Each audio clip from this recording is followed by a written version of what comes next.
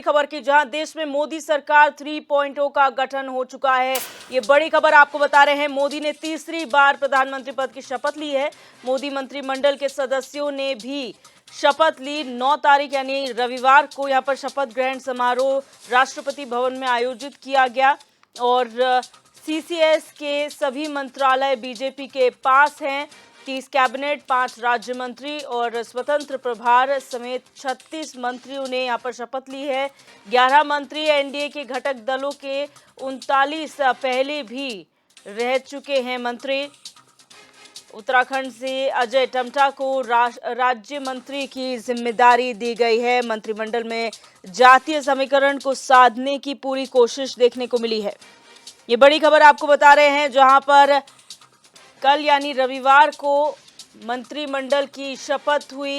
यहां पर प्रधानमंत्री नरेंद्र मोदी ने तीसरी बार देश के प्रधानमंत्री के तौर पर शपथ ली है और मोदी सरकार 3.0 का गठन हो चुका है। मोदी समेत तमाम जो मंत्रिमंडल के सदस्य हैं उन्होंने भी शपथ ग्रहण की। आपको बता दें कि सीसीएस के सभी मंत्रालय बीजेपी के पास है। 30 कैबिनेट, 5 राज्य मंत्री, स्वतंत्र प्रभार समेत 36 मंत्रियों ने यहाँ पर शपथ ली है। 11 मंत्री एनडीए के घटक दलों के भी हैं और 39 पहले भी मंत्री रह चुके हैं। उत्तराखंड से अगर बात की जाए तो यहाँ अजय टम्टा को राज्य मंत्री का दर्जा मिला है। मंत्रिमंडल में जातीय समीकरण बिठाने की पूरी कोशिश की गई है। आपको बता दें कि देश के प्रधानमंत्री पद ग्रहण करने वाले नरेंद्र मोदी दूसरे नेता हैं। और इसी खबर पर हमारे संवाददाता हिमांशु गौड़ हमारे साथ लाइव जुड़ चुके हैं। हिमांशु, कल एक महत्वपूर्ण दिन था। कल तीसरी बार प्रधानमंत्री पद की शपथ नरेंद्र मोदी ने ली और साथ ही साथ जो मंत्रिमंडल के सदस्य थे उन्होंने भी यहाँ पर शपथ ली। किस तरीके से पूरा कार्यक्रम चला?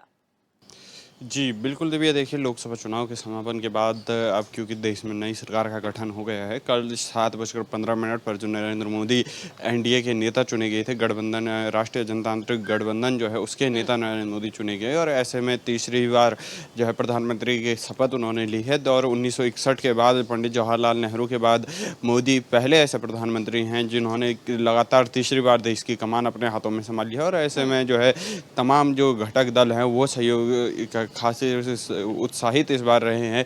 एक समीकरण, एक पहलू जो चिंतित सभी को करने वाला था कि क्योंकि इस बार भाजपा की जो कुल सीटें आई थी 240 आई थी, तो ऐसे में तमाम राजनीतिक विशेषज्ञ या राजनीतिक पंडित जिस चीज़ का अनुमान लगा रहे थे वो कहीं ना कहीं अब जो है इस स्थिति स्पष्ट साफ हो गई है कि भाई बीजेपी मंत्रिमंडल में जो है केंद्रीय कैबिनेट हो, चाहे स्वतंत्र प्रभार हो या राज्य मंत्री हो, इनमें किसको जगह मिलेगी उसको लेकर भी जो है कल जो है स्पष्ट हो गया है। अगर मैं बात करूँ लोकसभा में जो मंत्रिमंडल का गठन होता है दिव्या, तो इसमें ये जो है 545 लोकसभा की सीटें होती हैं, उसका 15% जो है मंत्रिमंडल का गठन होता है, यानी 181 सीटें जो हैं वो मंत्रिमंडल की गठित होती हैं। और इसमें से अभी तक अब 9 सीटें जो हैं बीजेपी ने अब रह गई है और 72 सीटों पर जो है मंत्रियों की नियुक्ति कर दी गई है। इसमें 5 जो, चाहे मैं कैबिनेट मंत्री की बात करूँ या राज्य मंत्री स्वतंत्र प्रभार की बात करूँ या राज्य मंत्री की बात करूं, तमाम जो है पदों पर जो है बंटवारा हो चुका है। इसी के साथ जो सीसीएस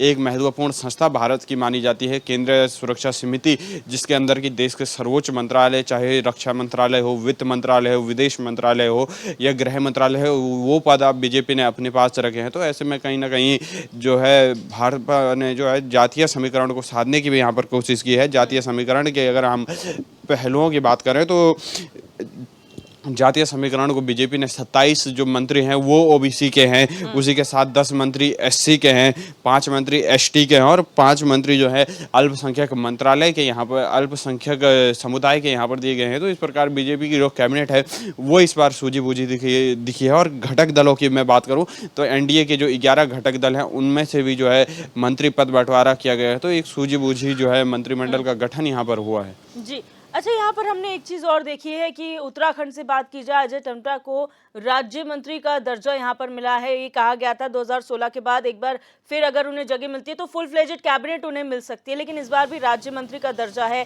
पोर्टफोलियो की बात की जाए तो क्या लग रहा है कि क्या पोर्टफोलियो उनके पास आएगा? जी बिल्कुल, अगर अजय टम्टा की हम बात करें तो इस बार जो राजनीति जो चुनाव हुए थे उसके समीकरण कुछ बदले हुए थे। भाजपा जहाँ अगर पूरी जो है बहुमत से सरकार बनाती 273 सीटें बीजेपी लेते तो ज़रूर अजय टम्टा को या अन्य मंत्री जो है उनको कैबिनेट में दर्जा मिल सकता था, लेकिन इस बार जो है भाजपा 240 सीटों पर ही सिमट कर रह गई थी। ऐसे में कैबिनेट मंत्री, क्योंकि अन्य जो घटक दल हैं जिनके सहयोग से भाजपा यहाँ पर सरकार बनाने जा रही है उनको भी कैबिनेट में जगह देनी थी, इसलिए अजय टम्टा को इस बार जो है राज्य मंत्री का दर्जा दिया गया है। हालांकि अभी 9 मंत्रियों के पद जो है अभी भी कैबिनेट में खाली हैं। क्या पता बीजेपी अगर आने वाले टाइम पर पूर्ण बहुमत, ये राजनीति में कुछ हेर फेर होता है तब उत्तराखंड से किसी को कैबिनेट में जगह मिल सकती है। या और अगर बात करें अजय टम्टा की तो पिछले बार उनके पास रक्षा राज्य मंत्रालय था, तो इस बार भी संभवतः रक्षा या उत्तराखंड से संबंधित, चाहे मैं परिवहन की बात करूँ या PWD की बात करूँ, ऐसे मंत्रालय जो है आने की संभावना जरूर अजय टम्टा के पास इस बार रहेगी। या अल्पसंख्यक मंत्रालय में उनको कोई जिम्मेदारी जरूर मिलती हुई इस बार दिख सकती है, क्योंकि अजय टम्टा जो अल्मोड़ा नैनीताल सीट है वो खुद आरक्षित सीट है और SC सीट से वो कैंडिडेट हैं, तो इस हिसाब से हम देख सकते हैं कि कहीं ना कहीं अल्पसंख्यक मंत्रालय में उनको जो है बड़ी जिम्मेदारी मिल सकती है। जी, बहुत शुक्रिया हमारे साथ जुड़ने के लिए हिमांशु और तमाम जानकारी साझा करने के लिए। बढ़ते हैं आगे। मिर्जापुर लोकसभा 79 से अपना दल एस की राष्ट्रीय अध्यक्ष अनुप्रिया पटेल ने जहां लगातार तीसरी बार जीत दर्ज कर अपनी जीत की हैट्रिक लगाई, तो वहीं प्रधानमंत्री नरेंद्र मोदी के शपथ ग्रहण के साथ ही उन्होंने लगातार तीसरी बार केंद्रीय मंत्री पद की शपथ भी ली। नई दिल्ली में उनके शपथ लेने के साथ ही मिर्जापुर स्थित उनके आवास पर पार्टी पदाधिकारी और कार्यकर्ताओं ने जमकर जश्न मनाया। आतिशबाजी की गई और ढोल नगाड़े की धुन पर थिरकते हुए सभी नजर आए। कार्यकर्ता जिला अध्यक्ष राम लोटन ने कहा कि हम सब बहुत खुश हैं और जिस तरह से उन्होंने मिर्जापुर का विकास किया है वो विकास अब और आगे तीव्र गति से होगा।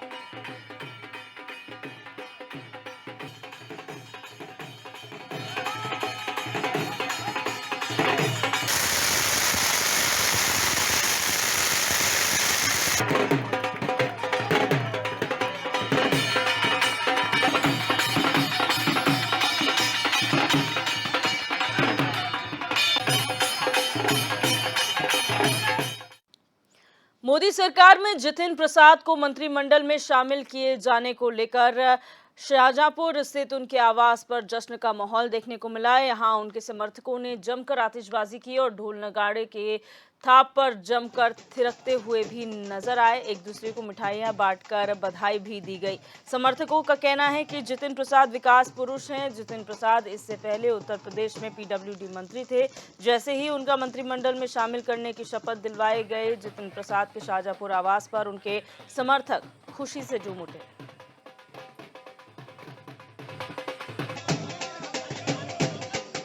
एक मंत्रिमंडल में जगह मिली, निश्चित ही वो विकास पुरुष हैं और माननीय प्रधानमंत्री जी के साथ वो प्रदेश और देश में एक बड़ी हिस्सेदारी उनकी सुनिश्चित हुई है। ये निश्चित ही बहुत ही शाहजहांपुर के लिए गर्व की बात है। खुशी की लहर जनपद के हर एक व्यक्ति बहुत खुश है और खुशी अपनी तरह से मना रहा है, कहीं मिठाई बांट कर, कहीं पटाखे दागकर, कहीं ढोल नगाड़े बजा करके। तो ये बहुत ही खुशी का पल है कि जो आज जनपद वासी अपने नेता को शपथ लेते देख रहे हैं, इससे बड़ी खुशी जनपद। खबर गोंडा से है, जहां गोंडा लोकसभा सीट से तीसरी बार बीजेपी के टिकट पर सांसद बने कीर्तिवर्धन सिंह उर्फ राजा भैया को NDA सरकार में केंद्रीय राज्य मंत्री बनाया गया है। कीर्तिवर्धन सिंह उर्फ राजा भैया को केंद्रीय राज्य मंत्री बनाए जाने की सूचना मिलते ही उनके मनकापुर पैतृक आवास पर उनके समर्थक और कार्यकर्ताओं ने पटाखे फोड़कर और एक दूसरे को मिठाई खिलाकर बधाई दी।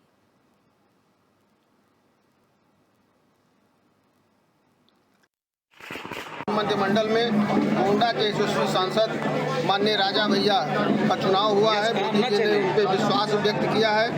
इसके लिए मैं भारतीय जनता पार्टी शीर्ष नेतृत्व और प्रधानमंत्री जी, भारतीय जनता पार्टी के राष्ट्रीय अध्यक्ष JP नड्डा जी को, जो गोंडा लोकसभा की सम्मानित जनता को बहुत बहुत धन्यवाद और बधाई देना चाहता हूँ। बहुत अच्छा लग रहा है और माननीय सांसद जी का पूरा परिवार, पार्टी संगठन, पार्टी नेतृत्व बहुत ही आनंदित है। अब शीर्ष नेतृत्व और गोंडा की जनता के लिए क्या बहुत शीर्ष नेतृत्व आदरणीय मोदी जी, आदरणीय संगठन राष्ट्रीय अध्यक्ष जी को हृदय से। अब रुक करेंगे बहराइच से खबर का, जहां केंद्र में बीजेपी की तीसरी बार सरकार बनने पर बहराइच में कार्यकर्ताओं ने बीजेपी कार्यालय पर जमकर जश्न मनाया। प्रधानमंत्री नरेंद्र मोदी के शपथ लेते ही पटाखे जलाकर एक दूसरे को मिठाई खिलाई। लगातार तीसरी बार सरकार बनने पर बीजेपी कार्यकर्ताओं ने एक दूसरे को बधाई दी।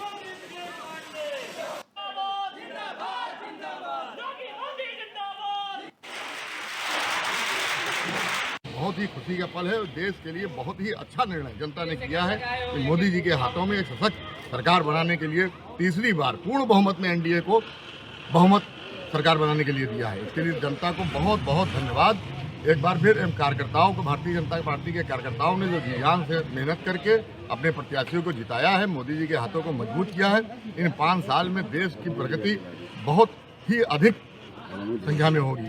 जहाँ जहाँ जो कमियाँ हमारी रह गई हैं, इस 5 साल में उन कमियों को हम दूर करेंगे। हम यही कहना चाहेंगे कि आगे के 5 साल का बहुत ही अच्छा कार्यकाल निकले। आने वाले समय में हमारे देश में भी ऐसा कार्य करें जिससे हमारा देश परम धर्मों पर पहुँचे, और जो उनका सपना है कि 2045 में हमारा देश परम सीमा पर पहुँचेगा, ऐसी ही हम कामना करते हैं।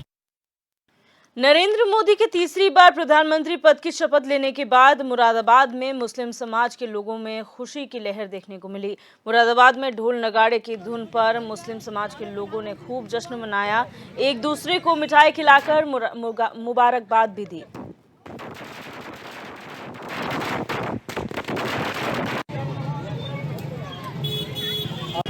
भारत के अंदर तीसरी बार एनडीए की सरकार बनी है और हमारे देश के प्रधानमंत्री आदरणीय नरेंद्र मोदी जी ने तीसरी बार एनडीए की सरकार में शपथ ली है।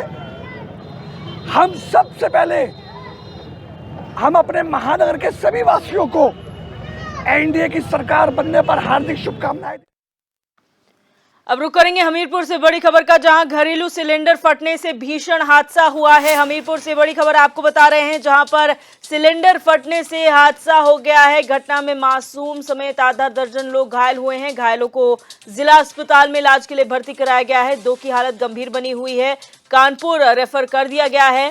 फायर ब्रिगेड की टीम ने ग्रामीणों की मदद से आग पर काबू पाया। सदर कोतवाली इलाके के पुराना बेतवा घाट का ये पूरा मामला है। तो ये बड़ी खबर आपको बता रहे हैं हमीरपुर से, जहां पर एक घरेलू गैस सिलेंडर फटने से बड़ा हादसा हो गया, जिस घटना में एक मासूम समेत आधा दर्जन लोग घायल हुए हैं। और आपको बता दें कि जो तमाम घायल हैं उन्हें जिला अस्पताल में भर्ती कराया गया है, जहां 2 की हालत गंभीर बनी हुई है और उन्हें कानपुर रेफर कर दिया गया है। वहीं फायर ब्रिगेड की टीम ने मौके पर पहुंचकर ग्रामीणों की मदद से आग पर काबू पाया है। ये पूरा घटनाक्रम सदर कोतवाली इलाके के पुराना बेतवा घाट का है। शीलू निषाद हमारे संवाददाता हमारे साथ फोन लाइन पर जुड़ चुके हैं। शीलू, क्या कुछ जानकारी है पूरे मामले के बारे में, क्या कुछ घटनाक्रम हुआ है? जी, आपको बता दें पूरा सदर कोतवाली इलाके के पुराना बेतवा घाट का है, जहाँ पे देर रात खाना बनाने के लिए महिला बैठी थी, जिसके बाद जो सिलेंडर था वो फट गया था, जिसके बाद में करीब 6 लोग गंभीर रूप से घायल हो गए थे। वहीं आपको बता दें 2 ज्यादा गंभीर रूप घायल होने के बाद उनको कानपुर रिफर कर दिया गया था, जिसमें एक बच्चा और एक महिला थी जो कानपुर रिफर हो गई थी। जी, और उसके बाद में बताएं जो वहाँ का मकान था वो पूरी तरह ढह गया, उसकी 2 दीवारें टूट गई थी और जो भी सामान रखा था वो बाहर उड़ के गया हुआ था। जी, यहाँ पर अभी जो घायल है उनकी क्या स्थिति बताई जा रही है? जी, आपको बता दें जो यहाँ हमीरपुर में अभी घायल एडमिट है उनकी तो हालत हालांकि सही है, ठीक कुछ सुधार हुआ है, लेकिन जो कानपुर में है अभी उनकी हालत अभी भी नाजुक होगी। जी, बहुत शुक्रिया शीलू जानकारी के लिए। बढ़ते हैं अगली खबर की ओर। शनिवार रात अवैध खनन रोकने पहुंचे यूपी पुलिस के सिपाही रोहित कुमार को ट्रैक्टर से कुचलकर मारने के आरोपियों से रविवार रात फर्रुखाबाद पुलिस की मुठभेड़ हो गई। पुलिस ने मुठभेड़ में 2 खनन माफियाओं को गिरफ्तार किया है। दोनों खनन माफियाओं को पैर पर गोली लगी है। आरोप है कि दोनों सिपाही रोहित कुमार की हत्या में शामिल थे। मुठभेड़ नवाबगंज थाना क्षेत्र में हुई। दरअसल अवैध खनन के ट्रैक्टर को पकड़ने गए सिपाही रोहित पर माफिया के गुर्गों ने ट्रैक्टर चढ़ा दिया था, जिससे वो गंभीर रूप से घायल हो गए थे। उसे उपचार के लिए लोहिया अस्पताल में भर्ती कराया गया, लेकिन गंभीर स्थिति में होने के कारण निजी अस्पताल में भर्ती किया गया, जहां उसकी मौत हो गई।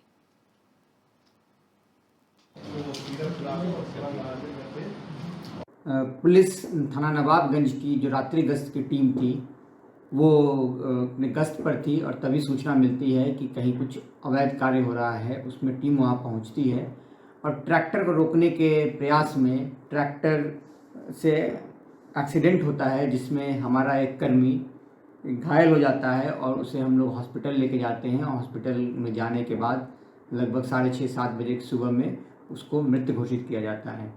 इस घटनाक्रम में फतेहगढ़ पुलिस ने एक मजबूत मुकदमा उन अपराधियों के खिलाफ लिखा, मुकदमा संख्या 148/2024, जो कि भादवी 302, 353, 379, 411, 34 भादवी और साथ में 4/21 खान और खनिज अधिनियम के अंतर्गत थाना नवाब।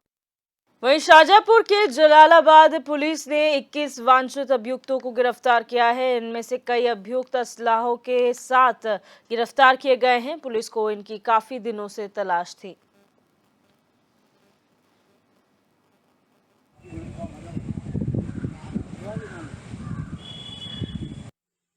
विगत रात्रि एडीजी जोन महोदय बरेली द्वारा वांछित एवं वारंटी अपराधियों की गिरफ्तारी के लिए अभियान चलाया गया था, जिसमें थाना जलालाबाद को एक अप्रत्याशित सफलता मिली। थाना जलालाबाद एवं उनकी टीम द्वारा 20 वारंटी गिरफ्तार किए गए तथा एक अन्य अभियुक्त को एक नाजायज तमंचे के साथ गिरफ्तार।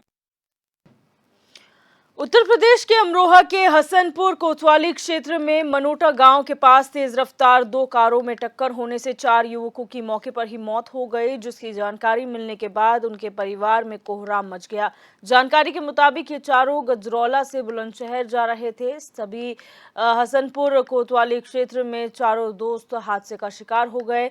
मौके पर पहुंची पुलिस ने चारों युवकों के शव को पोस्टमार्टम के लिए भेज दिया है और उनके परिवार को हादसे की जानकारी दे दी गई है। एक आर्टिका गाड़ी थाना हसनपुर क्षेत्र के अंतर्गत मनोटा पुलिया के पास गजौला से बुलंदशहर जा रही बोलेरो से टकरा गई, जिसमें आर्टिका सवार 4 व्यक्तियों की घटनास्थल पर मृत्यु हो गई। 2 लोग गंभीर रूप से घायल हो गए। घायलों को उपचार हेतु जिला अस्पताल अमरोहा रवाना किया है व मृतकों को मोर्चरी भेजा गया है। वहीं बोलेरो में 4 सवारियां घायल हुई, जिनका इलाज प्राइवेट चिकित्सालय में कराया जा रहा है। मृतकों के परिजनों को सूचना दे दी गई है। मौके पर उच्च अधिकारी द्वारा मौका मुआयना कर लिया गया है। कानून व शांति व्यवस्था। और विनीत अग्रवाल हमारे संवाददाता हमारे साथ जुड़ चुके फोन लाइन पर। विनीत, क्या जानकारी है इस पूरे हादसे के बारे में आपके पास? विनीत, सुन पा रहे हैं आप मुझे?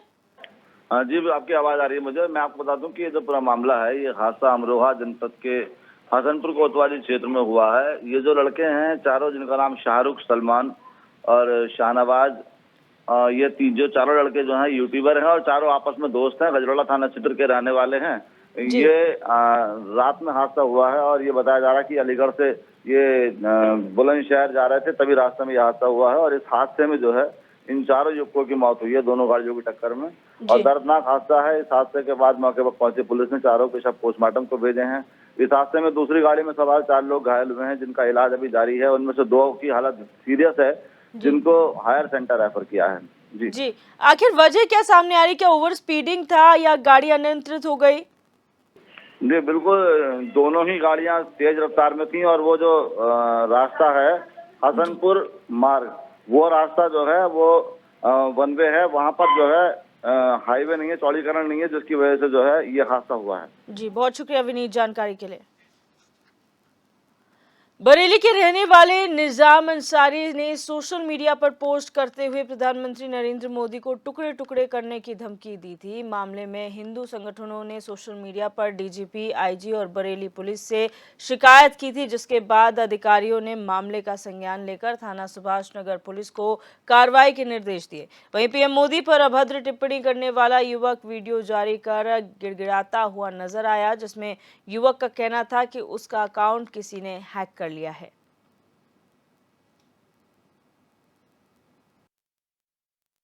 मेरी आईडी किसी ने हैंग कर रखी है।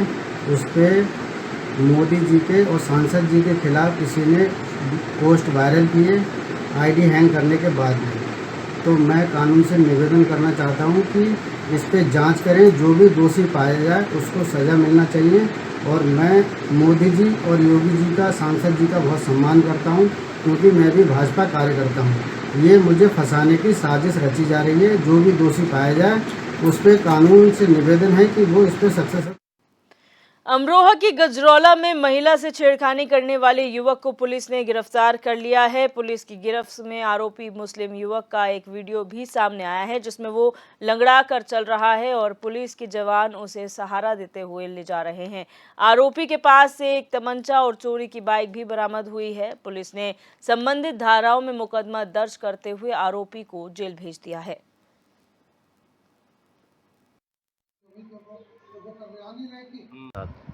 मैं कल से उसे देख रही थी, वो हमारे घर के चारों तरफ ही घूम रहा था जी। और मैं सुबह दूध लेने के लिए गई तो वो घर के सामने खड़ा था, मुझे देख के छुप गया। अच्छा। और फिर मैं गई पीछे, मैंने देखा भी तो मुझे दिखाई नहीं दिया। फिर मेरे पीछे से आके एकदम से मुंह पकड़ लिया पीछे। अच्छा। तो मैंने उससे डिब्बा था हाथ में, डिब्बा गिर गया, मैंने ऐसे करके उसके हाथ हटाए मुँह से।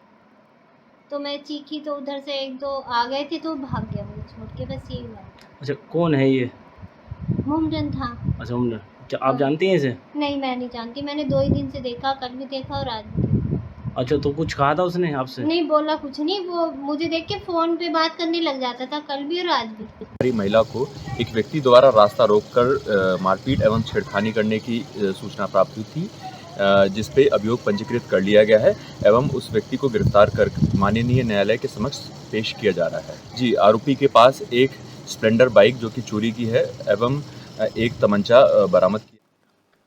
वहीं कानपुर के चकेरी थाना क्षेत्र में पुलिस को बड़ी सफलता हाथ लगी है, जहां पुलिस ने मुखबिर की सूचना के आधार पर न्यूरा गांव तेराहा के पास 5 शातिर चोरों को गिरफ्तार किया है, जिनकी पहचान कर ली गई है। पुलिस ने पांचों के पास से 17,500 रुपए नगद, चोरी की एक एक्साइज ट्यूबलर बैटरी, एक पीतल की टंकी समेत कई सामान बरामद किया है। बताया जा रहा है कि ये चोर रात के समय घूम घूम कर बंद घरों की रेकी किया करते थे। फिलहाल पुलिस ने मामला दर्ज कर आगे की कार्रवाई शुरू कर दी है।